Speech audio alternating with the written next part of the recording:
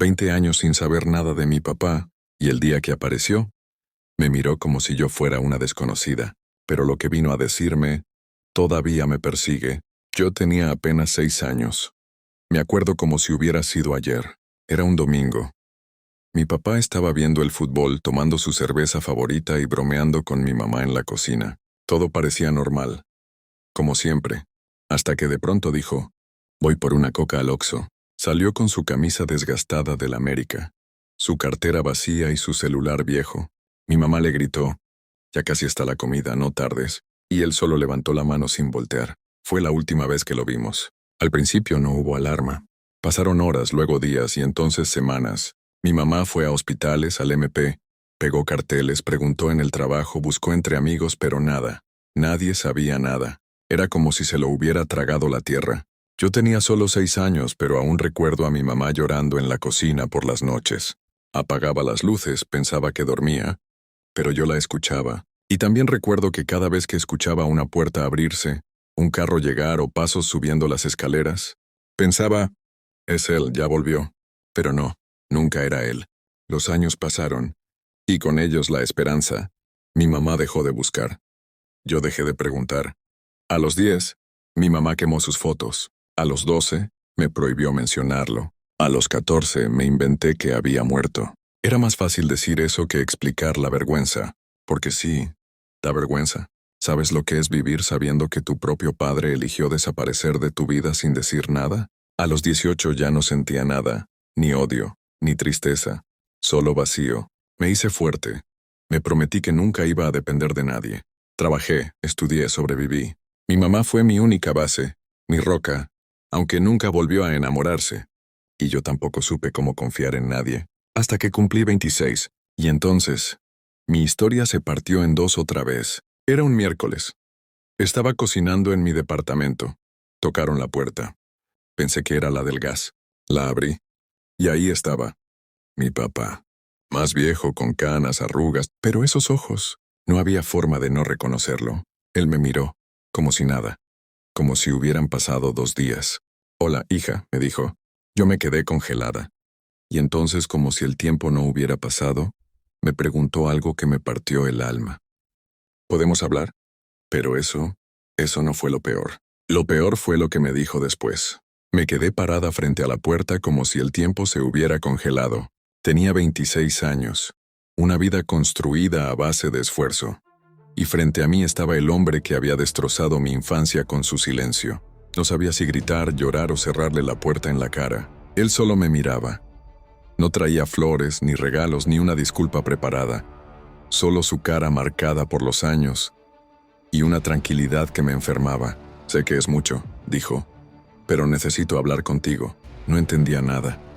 Ni por qué estaba ahí, ni por qué no me sentía lista para gritarle todo lo que tenía guardado desde los 6 años. Pero lo dejé pasar, tal vez por shock, tal vez porque necesitaba respuestas. Se sentó en la orilla del sillón como si le pesara el cuerpo. Yo me mantuve de pie con los brazos cruzados como un muro. «¿Dónde estuviste?», fue lo único que pude preguntar. Su respuesta fue un suspiro.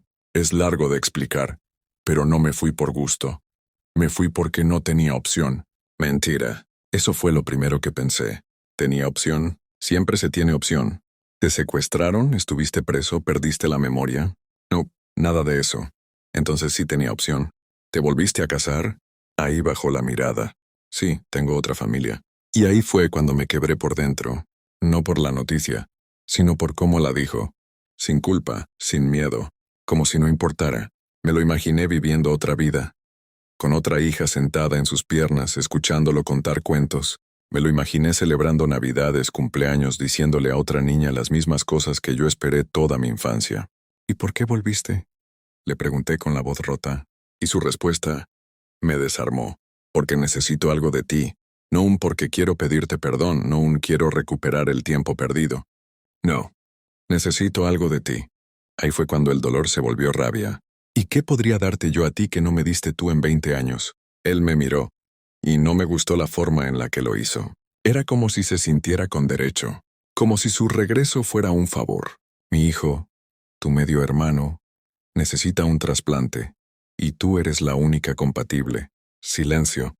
No el tipo de silencio incómodo. No. El tipo de silencio que quiebra todo dentro de ti. Me tomó segundos entender lo que acababa de decir. No solo había venido después de 20 años sin explicaciones. No solo me confesaba tener otra familia. Venía a pedirme que salvara la vida de su otro hijo, su verdadero hijo. Porque yo solo fui el borrador que dejó atrás. Y aún así, no dije que no. No porque quisiera ayudarlo, sino porque quería entender. Quería escuchar todo, cada mentira, cada excusa. Quería saber por qué yo nunca fui suficiente. Quiero conocerlo, le dije. ¿A mi hijo? Sí. Si voy a hacer algo tan grande, necesito saber quién es, qué tipo de persona es. No voy a dar algo mío por alguien que ni siquiera conozco. Él asintió, como si eso fuera parte de su plan. Mañana mismo, si quieres. Lo miré directo a los ojos y respondí, pero primero, me vas a decir toda la verdad, desde el principio. Y aunque dijo que sí, sabía que estaba por escuchar cosas que me iban a romper aún más. A la mañana siguiente, lo vi llegar por mí en una camioneta vieja. No dijo mucho. Solo me saludó con un gesto, como si fuéramos dos conocidos que se vieron ayer. Yo subí sin decir palabra. Todo el camino fue silencio. Yo mirando por la ventana, él con las manos tensas en el volante, hasta que llegamos a una colonia residencial. Bonita, con árboles cuidados y casas de 2 pisos. Ahí vivía su otra familia. Una mujer salió a recibirnos. Morena, delgada, de unos 40 años, con una mirada amable. Ella me sonrió como si me conociera, y me dijo algo que me descolocó. Tanto gusto, hija. Yo no supe qué responder. No me salía a llamarla nada. Detrás de ella bajó un niño. Bueno, un adolescente. 15, quizá 16 años.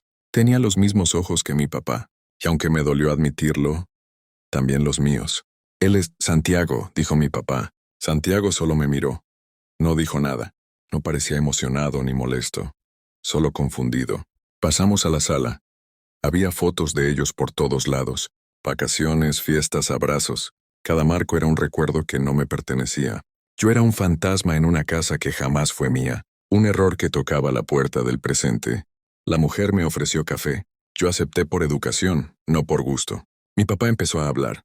Me contó que conoció a esa mujer poco después de irse, que tuvo miedo, que no supo cómo regresar, que cuando se dio cuenta ya era tarde. Excusas. Palabras vacías que llegaban 20 años tarde. Nunca dejé de pensar en ti, me dijo. Y ahí fue cuando me enojé de verdad. ¿Pensar en mí? ¿En qué parte de tu otra vida entraba yo? ¿Mientras tenías otro hijo? ¿Mientras celebraban Navidades y cumpleaños? No gritaba. Hablaba con esa rabia silenciosa que duele más que un alarido. Tú decidiste borrarme y ahora que necesitas algo, apareces. Él bajó la cabeza. Lo sé y no espero que me perdones. Solo que lo ayudes. Volteé a ver a Santiago. Tenía la cabeza baja. Ni siquiera podía sostenerme la mirada. ¿Y tú? Le pregunté a Santiago de pronto. ¿Tú quieres que lo haga? Él alzó la vista lento. No sé quién eres, dijo. No quiero obligarte a nada. Y por primera vez escuché sinceridad. No había rencor en su voz, solo miedo. Miedo a morir. Miedo a depender de una desconocida que compartía su sangre, pero no su historia. Quiero conocerte, agregó. Pero si no quieres ayudarme, lo entiendo. Y eso me hizo temblar, porque por primera vez, alguien de esa familia me hablaba sin exigencias, con humanidad. Y ahí entendí algo.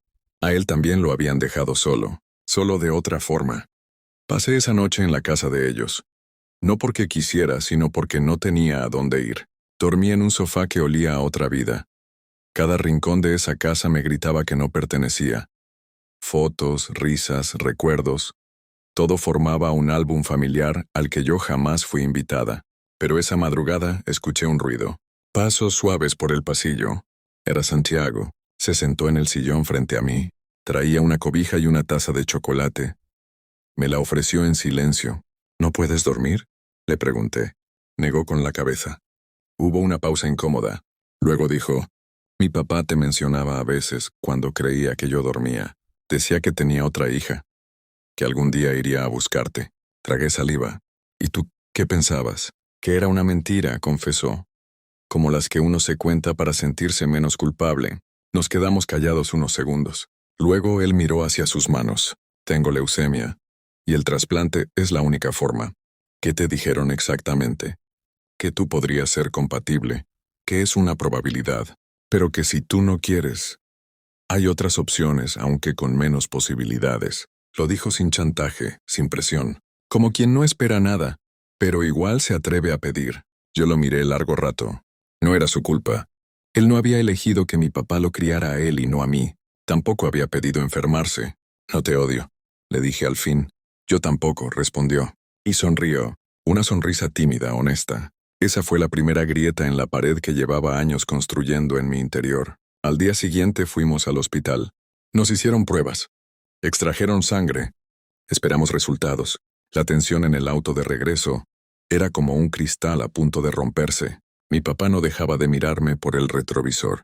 Yo lo ignoraba. Gracias, dijo finalmente. No lo hice por ti, le respondí sin pensarlo. Se quedó callado, y por primera vez vi en su rostro algo parecido a la vergüenza. Cuando llegamos a la casa, Santiago me abrazó. No me lo esperaba. Pase lo que pase, gracias por intentarlo. Ese abrazo me hizo llorar. 20 años de rencor no se borran de un día para otro, pero a veces, el dolor de otro tiene el poder de suavizar el propio. Y en ese momento entendí. A veces no se trata de perdonar al que te falló, sino de no fallarte a ti misma, de hacer lo correcto aunque la historia esté rota. Ese día, algo en mí comenzó a sanar, aunque aún faltaba lo más difícil, esperar los resultados. Los días siguientes fueron un carrusel de emociones. Dormía mal, comía poco y en mi cabeza no dejaba de repetirse la misma pregunta. ¿Y si soy compatible? No sabía si quería que lo fuera o no, porque si lo era, significaba tomar una decisión que iba mucho más allá de un pinchazo o una cirugía. Significaba elegir, y no sabía si podía. Una semana después, recibí una llamada del hospital. Era el doctor. Buenas noticias, me dijo. Eres compatible con Santiago casi un 90%. Tu médula podría salvarle la vida. Me quedé en silencio. Apreté el celular con fuerza. Tenía ganas de llorar, de gritar, de salir corriendo. Pero lo único que dije fue, entiendo. Colgué. Y me quedé ahí, en la cocina de una casa que no era mía, sintiendo que el peso de toda una vida me caía encima. Mi papá me miró desde el comedor. No dijo nada. Solo bajó la cabeza. Santiago se acercó más tarde. Tenía los ojos hinchados, seguramente por los nervios. No quiero que lo hagas por obligación. Si decides que no, te entenderé. Lo miré con honestidad. Tú no me fallaste. Él sí. Lo sé, susurró. Me quedé viéndolo. No vi a un hermano, no todavía. Pero vi a alguien que merecía vivir. Y eso fue suficiente. Lo haré, le dije. Santiago se quedó helado. Me abrazó con fuerza. Gracias, gracias de verdad. La operación fue un éxito. No voy a mentir, dolió. Más de lo que pensé. Pero dolía más vivir con rencor. Unos días después me trajeron una carta. Era de mi papá. No sé si algún día me perdones. No sé si merezco siquiera escribirte. Pero gracias por salvarle la vida a tu hermano. Sé que te fallé. Sé que desaparecí. Sé que construí una vida sin ti. Y cada día me pesa. No quiero excusas. Solo quería decirte que si algún día decides hablarme, aquí estaré. ¿La rompí? Sí, la rompí. Pero no por odio, sino porque entendí que ya no necesitaba sus palabras. No buscaba su perdón. Ni siquiera quería que se sintiera mal. Solo necesitaba soltarlo. Y ese día, lo hice. Hoy han pasado 2 años. Santiago está bien. Estudia medicina, irónicamente. Nos escribimos cada semana. No somos hermanos de sangre, pero compartimos algo más fuerte. La voluntad de salvarnos el uno al otro. A mi papá no lo volví a ver. No lo odio. Solo ya no está en mi historia. Porque a veces, el verdadero cierre no es perdonar. Es seguir caminando con el corazón más ligero y saber que a pesar de todo elegiste hacer lo correcto. Y eso cambia todo.